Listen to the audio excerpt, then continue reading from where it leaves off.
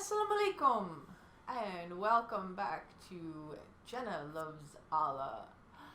It has been a long while. We are now in 2023, and I took a much too long hiatus from this. I'm not even sure if I actually have fans or followers out there anymore, so I might be starting from scratch, but that's okay.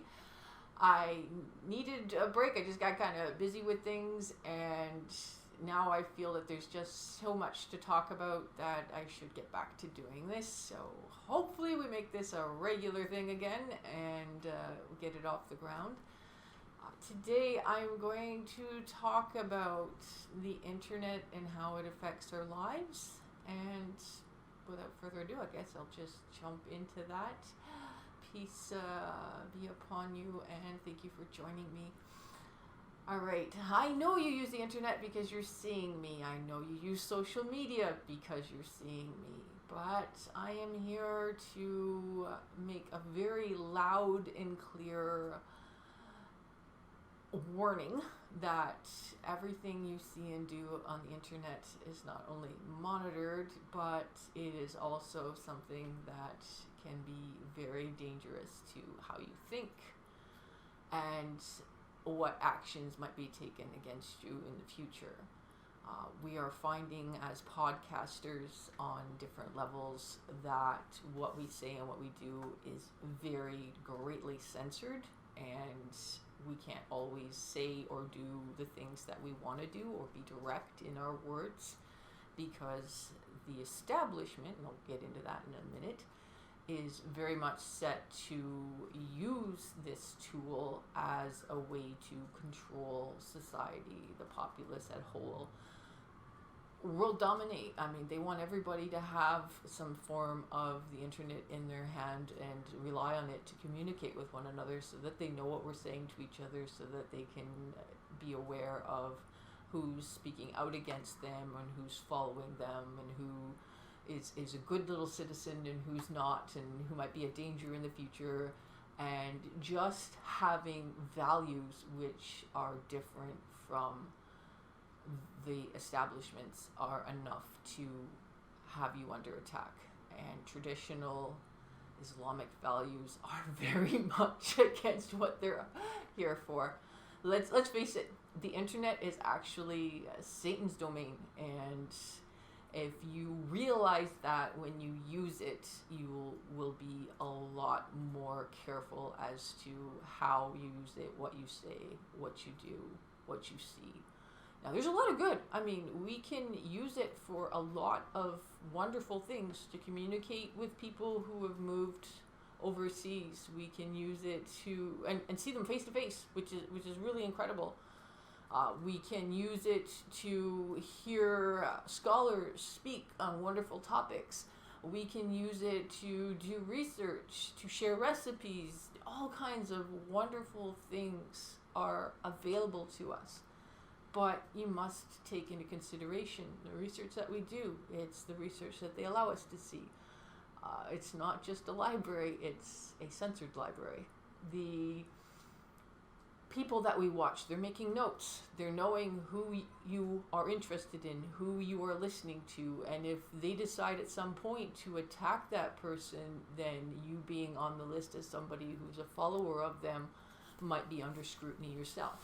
And that's not a good thing. So this is my warning to you. Now, the establishment. The establishment is a term that's been around since probably the 60s, I think. And it refers to the elites, the people running the show, the people who are in charge of everything.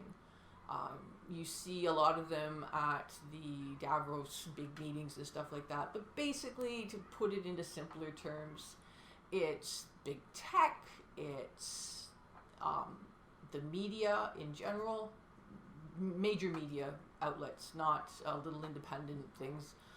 And the third thing is, of course, our government organizations. But these are not three separate entities anymore. They are so intertwined and working together with one another that they can be seen as one great force. It's like the mythological multi-headed hydra. It's this creature that has all these multi-heads. You cut off one and there's 3 more to take its place. That's what it's like, one thing with all these different tentacles, maybe like an octopus, reaching out and grabbing onto absolutely everything. So if you keep that in mind, you'll have an idea of what that's all about. And they're in charge. They're very much in charge. I have myself had a podcast that I did taken down just because I did a parody of a song that they didn't like. It was like I was saying stuff in the parody about Islam that was good, but the song originally had been very left-wing, and Islam is right-wing, so it got taken down. So, and I know Islam doesn't even usually deal with any music at all, but as a revert, I've had music in my life as a celebration, as a joyous thing, and I try to make the good out of things, and that was not allowed. So, you know, there wasn't much I could do about it. I kept quiet, and that's about all you can do. It's just like, okay, I can't fight this. They're bigger than me, and what we've got to do as a society is just be aware of this. We've got to come together and take those traditional values that we have and hang tight to them. And to give an example of how they're under attack, how the establishment is working and being insidious in trying to change our mentality and what future they see for Muslims, I'm going to now put some publicities that are circulating through France at the moment up on the screen, and it'll give you an idea of what the plan is.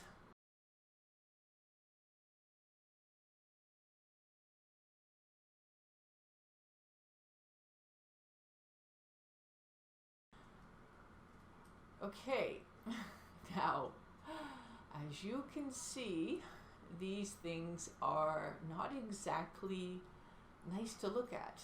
They're very provoking, and that's the whole plan.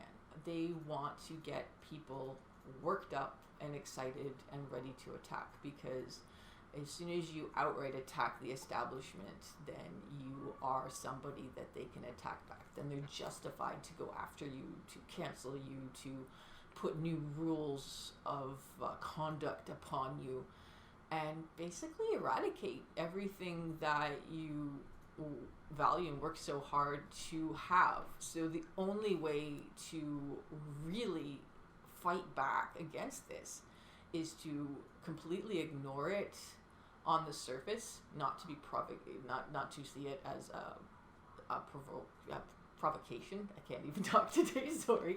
Not to see it as a provocation, but to go and make sure that everybody that you know holds true to your original traditional values, that the next generation, because that's what they're really after. As much as they would just like to make it about here and now, this is to confuse the children. Because when they get the children, then they grow up thinking, different things. They grew up thinking what they were taught in school as opposed to what they were taught at the mosque, what they were taught by the imams, what they were taught by their parents. And they see their parents as, oh, they're just traditional, they're not keeping up with the times, they don't understand these things. And they turn against them. They turn against Allah. The things today, it's so bad right now that they have children who are confused as to whether they're boys or girls. Because the establishment wants men to make other men their wives and women to make other women their husbands. They don't want us to have our traditional values. They don't want us to have lots of children. And when we do have children, they want to take those children from us. They want to claim them as their own. And this is how they go about it. They put these little ideas in their head. They confuse them in the school systems that we send our children to. They teach them things that are not Allah's teachings. And they confuse them. And when a child is that confused, if he doesn't have parents that are steadfast and lovingly demonstrating, not just strictly being nasty and saying, oh no, you can't do this. And I'm not saying that you can't be strict, because that's got its place too. But loving strictness, consistency, when they have that in place at home, it's a lot harder for an outsider, which is the establishment, to change those values. So we have to make sure that it's consistent. When a child goes and everything around him, it teaches him one thing, then he tends to go with that. But today, because the establishment is so large and so everywhere, he's got the internet telling him things. He's got school telling him things, because school is run by the government. He's got the media everywhere telling him things on the posters and stuff like the ones I showed you. Everywhere he goes, he's getting the same message thrown at him over and over and over again. And this message is that Allah makes mistakes, that what he's been taught growing up isn't right. So what you have to make sure, the way we fight back on this, is to be consistent in how we deal with our children, how we teach our children. Don't be a hypocrite. Don't act like do as I say, not as I do. A lot of kids in the Western world grew up with that, and trust me, it was devastational as to whether or not they would behave a certain way. All you got was rebellion because the parents didn't practice what they preached. So you have to be consistent on that. But it's not just you, it's the people that you hang out with, it's the choices you make. And when your child is of a certain age that they can understand and comprehend things, talk to them, explain to them if you've made a poor choice, what you learned from it. Don't just, try to pretend that you didn't screw up at any point in your life. All these things are very important, because the establishment will never ever admit to making any mistakes. Or if they do, it's just kind of like, yeah, whatever, and they push it away, and it's done. They never really truly admit or show the ramifications of errors and any kind of wanting to make up for it. It's just, yeah, okay, I'm sorry, and then they go on, and that's the most you'll ever get out of them. Whereas as a parent, as a community, as an extended family, we have the opportunity to do that with our loved ones, and that is so much stronger. That is so much better than anything that they can do, and that will keep us together as a people, as Allah wants us to be strong. We have to be strong, and we can't just outright fight these people, unfortunately, because if we're living in a society that is like this and is bent on this way, the only other way to deal with it is to leave that society, is to leave that area, because we will be from within that society just taken out. Like, they are so much bigger than us. They have so many more soldiers than we do. And I'm saying soldiers just because, like, bodies, other people that they can recruit to fight against us, just by labeling us as something that needs to be attacked, as something that needs to be, put down, because we are the ones that are acting poorly, because we are the ones that aren't adapting, because we are the ones that are somehow evil. And you and I both know that we're not. We're just trying to do what Allah has decreed we should be doing. We're just trying to live a proper life with Him in our sights. And this is very, very hard in the Western world. There are so many temptations. There are so many things that you're just trying to get by, just trying to make the best for your family, for everything. And a lot of people will make compromises that they don't feel so good about. And maybe that's what I was talking about sometimes, when you go and you have those discussions with your children as they get older and can understand them. It's like, okay, this is what I've done. This is how I try to make up for it. I'm not happy with this. I wish I could do better. I'm trying to do better. Don't just blame somebody else. Take it upon yourself. Own it. and try to be as consistent as possible. We're human, and we're gonna screw up. I mean, that goes without saying.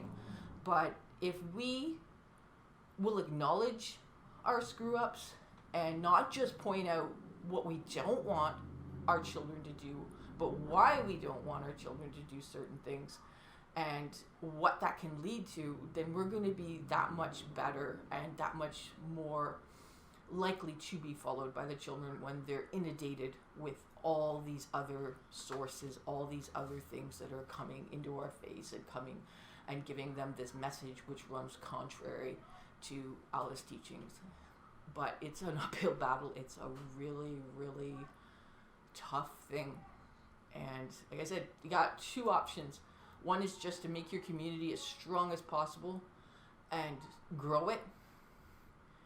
Grow it by being consistent, by, you know, when you see somebody that looks like they're struggling out on the street and you don't even know them, being nice to them. You know, it's crazy, but instead of letting the establishment divide us, because that's one of the things they do. They divide us so much on so many little things because they know when our groups become split and they're smaller, then they can more easily infiltrate and control us because we don't have the strength of togetherness. And what they're aiming for with the publicities, like I showed you, is having things like women being imams, and like I said, having men marry men and make them their wives, and women marry women and make them their husbands, and just have the whole idea of what we know and understand to be true get all confused. Satan takes the words and twists them around, changes the meanings, makes everything confounded. And the heart knows it. The heart knows when it's not right. So that's why they go around all the time talking about nothing but feelings. There's no logic left in any kind of argument. It's just people all upset. But why are they all upset? Why are their feelings even being touched? It's because at some point, they, growing up, didn't have that communication, didn't have that love, didn't have that consistency coming from their home, coming from their inner community, coming from their mosques. Because if they had, then they wouldn't be looking for it in their school system, with their closest friends, with the people on TV. They wouldn't seek it out there if they had that elsewhere. So that's what I'm getting at. That's what you have to be very consistent with. I have a very different background coming into this, but I know from personal experience, one of the things that makes me so logical and strong on things is that despite bad things and hypocritical things and stuff going on in my life, there was always certain people who were pillars that I could turn to, that I could look to for some sort of consistency in message, for some sort of consistency in what was right. So I was very, very clear on right and wrong. And when you are clear on that, it's a lot easier to stay on the right path, to follow the path that Allah wants for us.